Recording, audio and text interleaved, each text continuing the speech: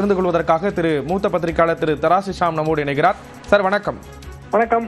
பல்வேறு முக்கிய விஷயங்களை குறிப்பிட்டிருக்காங்க. குறிப்பா இல்லத்தரசி அப்படிங்கிற திட்டம் மூலம் 8000 ரூபாய் மதிப்புள்ள கூப்பன்கள் வழங்கப்படும் அப்படின்னு சொல்லியிருக்காங்க. எப்படி பாக்குறீங்க இந்த தேர்தல் அறிக்கையை?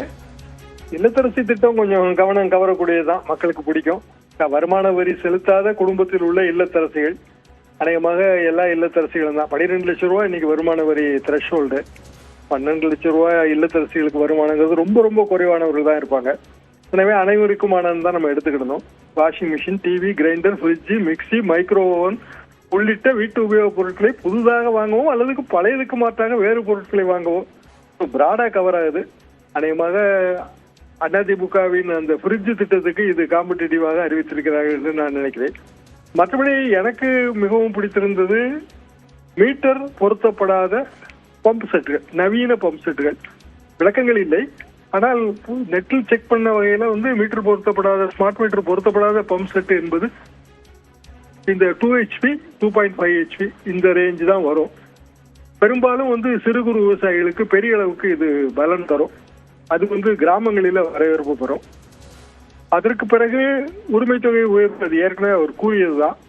8ஆம் வகுப்பு வரை காலை உணவு திட்டம் நீங்கள் ஆரம்பத்தில் குறிப்பிட்டது. காலை உணவு திட்டம் இன்றைய தேதிக்கு தமிழகத்துல பெரிய வரவேற்பு பெற்ற திட்டம். கிராமங்களில் சிறப்பாக செயல்படுத்தப்பட்டு வருகிறது. 1 முதல் 5 வகுப்பு வரை, 8ஆவது வகுப்பு வரை விரிவுபடுத்துவது என்பது அது பெரிய வரவேற்பு பெறும் என்றுதான் நான் நினைக்கிறேன். மற்றபடி மருத்துவ காப்பீடு திட்டத்துக்கான வருமான வரம்பு 5 லட்சம் ரூபாய் வருமான வரம்பு உயர்த்தி இருக்கிறார்கள். காப்பீடு தொகை 10 லட்சம் ரூபாய் என்று உயர்த்தியிருக்கிறார்கள். இது எல்லாமே வரவேற்பு பெறக்கூடிய திட்டங்கள் தான். எதிர்கட்சிகள் என்ன விமர்சனம் வைக்கும் என்றால், போன முறை நீங்கள் அறிவித்ததிலே நிறைய திட்டங்கள் நிறைவேற்றவில்லை என்கிற விமர்சனத்தை வைப்பார்கள்.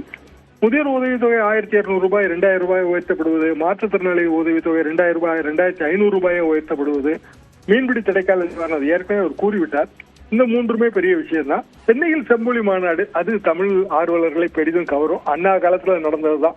1967-68 காலகட்டத்தில் தான் சென்னையில உலக தமிழ் மாநாடு நடந்தது. இப்போது மீண்டும் அது நடத்தப்பட இருக்கிறது என்பது சீனியர்களுக்கெல்லாம் ரொம்ப சந்தோஷத்தை தரும். ஆக ஒட்டுமொத்தத்திலே ஒரு சரியான வெல் பேலன்ஸ்டு தேர்தல் இருக்கே என்றுதான் நான் பார்க்கிறேன். இணைப்புல கருத்துக்களை பகிர்ந்து கொண்டதற்கு நன்றி திரு ஷாம். தொடர்ந்து மூத்த பத்திரிகையாளர் திரு பிரியன் இணைகிறார். அவரிடம் பேசலாம். சார் வணக்கம். வணக்கம் சார். திமுக தேர்தல் அறிக்கையை வெளியிட்டிருக்காங்க, உங்களுடைய முதற்கட்ட பார்வை? அதாவது ஏற்கனவே இருக்கிற ஸ்கீம்ஸ், அதாவது பிரேக்ஃபாஸ்ட் ஸ்கீம் எக்ஸ்டெண்ட் பண்றது, அப்புறம் உரிமை தொகை பணத்தை உயர்த்துறது, அப்புறம் முதியோர்களுக்கு பணத்தை உயர்த்துறது, அப்புறம் பல்வேறு அரசு ஊழியர்கள், நெசவாளர்கள், மீனவர்கள், மாணவர்கள்னு பல்வேறு தரப்பினருக்கான எல்லா விஷயங்களும் அதில் சொல்லப்பட்டிருக்கின்றதை நம்ம பார்க்குறோம்.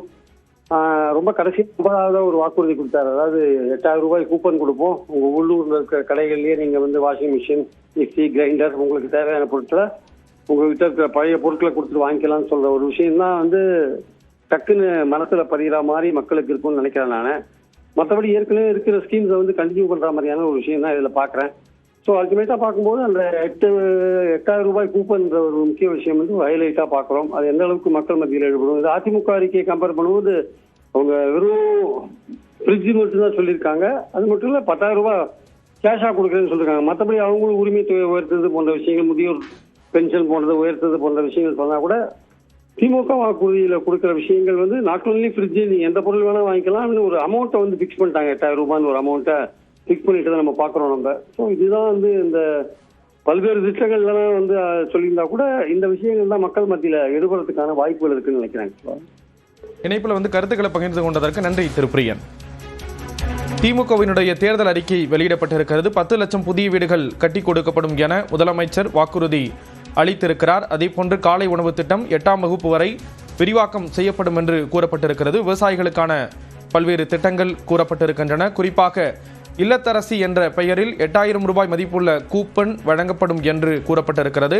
அதனை பயன்படுத்தி பெண்கள் அவர்களுக்கு தேவையான வீட்டு உபயோக பொருட்களை பெற்றுக்கொள்ளலாம் என்றும் கூறப்பட்டிருக்கிறது. முதலமைச்சர் இந்த தேர்தல் அறிக்கையை சூப்பர் ஸ்டார் என்று குறிப்பிட்டிருக்கிறார். இது தொடர்பான கருத்துக்களை பகிர்ந்து கொள்வதற்காக பத்திரிகையாளர் திருமிகு லட்சுமி இணைகிறார். அவரிடம் பேசலாம். வணக்கம் மேம். வணக்கம். திமுக தேர்தல் அறிக்கை வெளியிட்டிருக்காங்க, எதெல்லாம் முக்கியமான விஷயமா உற்று நோக்க வேண்டியிருக்கு? இது மகளிர் உரிமை தொகை 2000 ரூபாயாக உயர்த்தி கொடுக்கப்படும்னு சொல்லியிருக்காங்க. அது ஏற்கனவே தெரிஞ்சதுதான். அவங்க வந்து இந்த சம்மர் பொனான்ஸா கொடுக்கும் போதே 2000 rupees மே மாசத்துக்கு கொடுத்ததுல இருந்து 2000 ரூபாயாக அடுத்தது உயர்த்தி கொடுக்கப்படும் அப்படின்றதும் புரிஞ்சுது. அதை வந்து இண்டிகேட்டும் பண்ணாரு சீஃப் மினிஸ்டர். இப்ப கொடுத்திருக்கக்கூடியதுல அந்த இல்லத்தரசி ஸ்கீம் 8000 rupeesக்கு எலக்ட்ரானிக் ஐட்டம்ஸ் வாங்குறதுக்கான கூப்பன் ஒண்ணு சொல்லியிருக்காங்க. அந்த ஸ்கீமும் இதை தாண்டி வந்து திருச்சி, கோயம்புத்தூர், சேலம் இந்த நகரங்கள்ல எல்லாமே துணை நகரங்கள், அதாவது பக்கத்துல வந்து அட்ஜசென்டா சிட்டி எக்ஸ்பான்ஷனை வந்து சொல்றாங்க. ஸோ இன்ஃப்ராஸ்ட்ரக்சர் டெவலப்மெண்ட்டை வந்து கம்ப்ளீட்டா ப்ராமிஸ் பண்றாங்க. இது வந்து பிசினஸ் கம்யூனிட்டி மத்தியில ஒரு பெரிய வரவேற்பு இருக்கும் இருக்கு. அதை தாண்டி இது வந்து பெண்களுக்கான அந்த 8000 rupees கூப்பன், இது ரெண்டுமே ரொம்ப நல்ல ஸ்கீம். அதுக்கப்புறம் தனித்தனியா ஒவ்வொரு விவசாயிகளுக்கு தனியாகவும், அதே போல மீன்பிடி மீனவர்களுக்காக அந்த மீன்பிடி தடை காலத்துல அவங்களுக்கு கொடுக்கப்படக்கூடிய உதவித்தொகையை உயர்த்துவது, இது எல்லாமே ப்ராமிஸ் பண்ணிருந்தாங்க. இது ஆல்மோஸ்ட் இது நிறைய வந்து இது ஏடிஎம்கேவும் இதே தான் ப்ராமிஸ் பண்ணியிருந்தாங்க.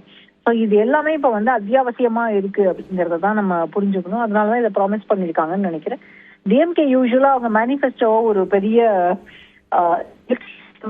விக்டரிக்கான ஒரு டூலா யூஸ் பண்ணுவாங்க. இந்த முறையும் is there in the manifesto. Is this economically sustainable? Yes, it is sustainable because we've consulted a lot of experts and only then we come out with this manifesto. And this also should have a vision.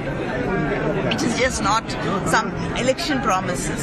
So it should have a vision. It should actually make the lives of people in a long term better. An overdose of freebies, Kanimozhi. In the long term, do you think the state will not have enough funds to build quality schools, hospitals or colleges? See, it's a tested and proven thing that people need, you have to put money in the hands of people. We've seen this 1,000 rupees which was given to women as an empowerment scheme. It has changed their lives. It has built their confidence. It is not a freebie. The 8,000 Same thing when it comes to laptops. It actually helps the students, in their education and in, having a better future. So it is building their future. It is not a freebie. So the 8,000 rupees coupons for women to buy any appliances of their choice. Is it a tweaked version of the AIADMK's promise? Not at all.